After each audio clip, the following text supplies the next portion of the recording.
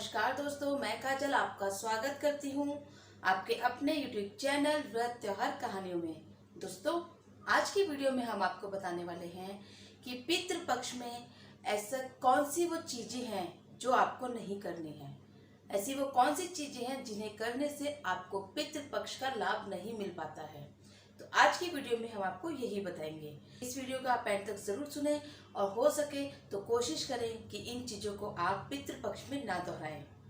दोस्तों, क्योंकि पितृ पक्ष में ही हम पितरों को खुश करते हैं, उनसे आशीर्वाद लेते हैं, अपने घर में सुख शांति बनाने के लिए, अपने यश को बढ़ाने के लिए, अपने वैभव और यश को बढ़ाने के लिए हम पितरों से पितृ पक्ष में ही आशीर्वाद लेते हैं।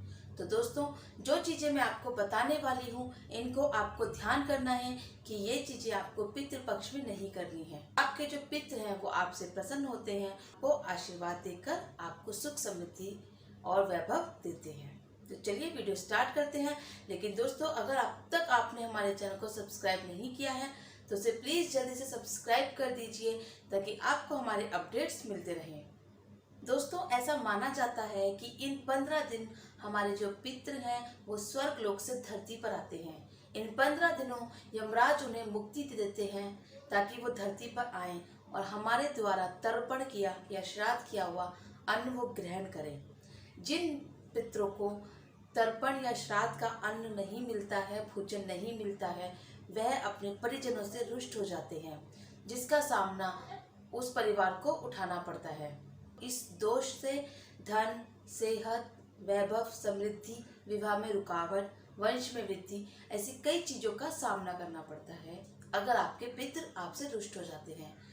और अगर आप उनका श्राद्ध करते हैं, उनका तर्पण करते हैं, तो इस तरीके से आप उनको मना सकते हैं। ऐसी छोटी छोटी बातें हैं जिनको मनाकर आप उनको लाभ उठा सकते हैं, उनका आशीर्वाद पा सकते हैं। तो दोस्तों, आज की वीडियो में हम आपको यही बताएंगे कि वो कौन सी गलतियां हैं जो आपको भूल कर भी नहीं करनी। अगर आप नहीं करते हैं तो पितृ आपसे बहुत जल्दी प्रसन्न होते हैं और अपना आशीर्वाद आपको बहुत जल्दी देते हैं। तो चलिए वीडियो स्टार्ट करते हैं। शुभ कार्य। दोस्तों, माना जाता है कि इन 15 दिन कोई भी शुभ कार्य हम नहीं करते हैं। इन 15 दिन आप विवाह से संबंधित या कोई भी शुभ कार्य नहीं कर सकते हैं, खरीदारी नहीं करते हैं, क्योंकि ऐसा माना जाता है कि पितृ रुष्ट हो जाते हैं। 15 दिन आप अगर कोई शुभ कार्य करते हैं तो वह सफल नहीं होगा।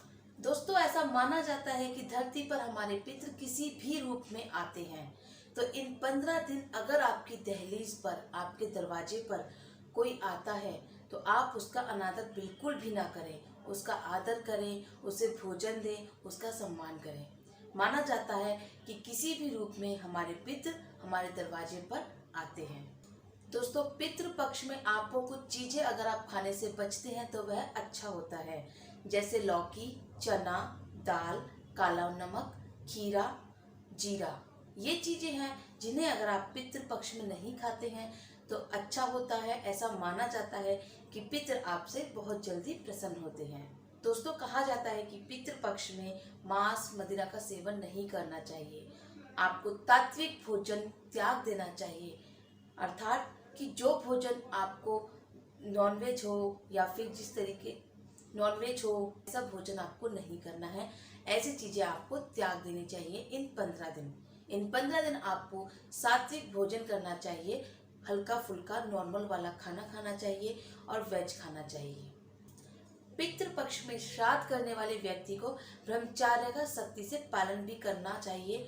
तो पितृ बहुत जल्दी आपसे प्रसन्न होते हैं और आपके हर कार्य में जो बाधा आती है उसको दूर करते हैं। दोस्तों, माना जाता है किसी विशेष स्थान पर, यानी कि किसी गंगा के किनारे या प्रयाग, गया या बद्रीनाथ, ऐसी जगहों पर अगर आप पितरों को श्राद्ध करते हैं, उनका पिंडदान करते हैं, तो वह उन्हें मोक्ष की प्राप्ति होती है। अगर आप ऐसा कर सकते हैं तो बहुत अच्छा है, क्योंकि अगर पितरों को मोक्ष की प्राप्ति हो जाती है तो वह आपको धन धान्य से भरपूर कर देते हैं।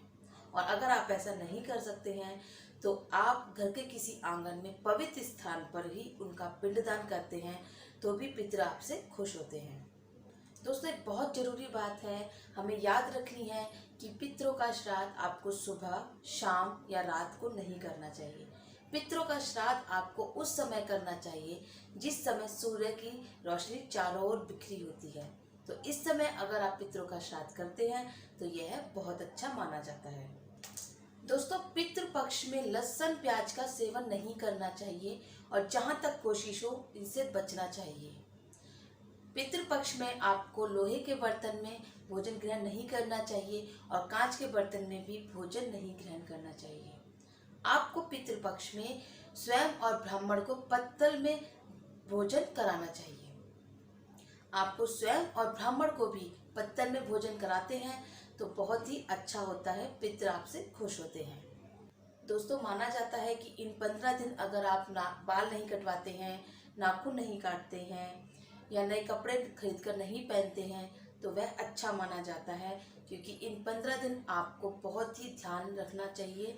और साथ ही अगर आप पान का सेवन करते हैं तो इन 15 दिन आपको पान का सेवन बिल्कुल भी नहीं करना चाहिए, उसे करना छोड़ दें।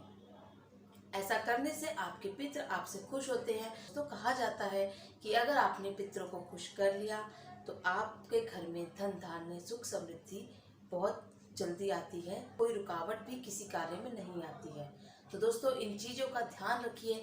जो चीज़ें मैंने आपको बताई, कोशिश करिए कि आप इन चीज़ों को अपने घर में इन 15 दिन बिल्कुल भी ना करें। उम्मीद है दोस्तों आपको वीडियो पसंद आई होगी, तो इसे लाइक और शेयर तो ज़रूर कर दीजिए ताकि हमें भी सपोर्ट मिलता रहे। हमें अच्छा लगता है जब आप हमारी वीडियोस को लाइक और शेयर करते हैं। तो धन्यवाद दोस्तों, धन्यवाद। दोस्तों, ऐसी ही रोचक कहानियां जानने के लिए जुड़े रहें हमारे चैनल व्रत त्योहार कहानियों से। और अगर अब तक आपने हमारे चैनल को सब्सक्राइब नहीं किया है तो उसे प्लीज जल्दी से सब्सक्राइब कर दीजिए और बेल आइकन को प्रेस कर दीजिए ताकि आपको हमारे अपडेट्स मिलते रहें। धन्यवाद। जय श्री कृष्ण।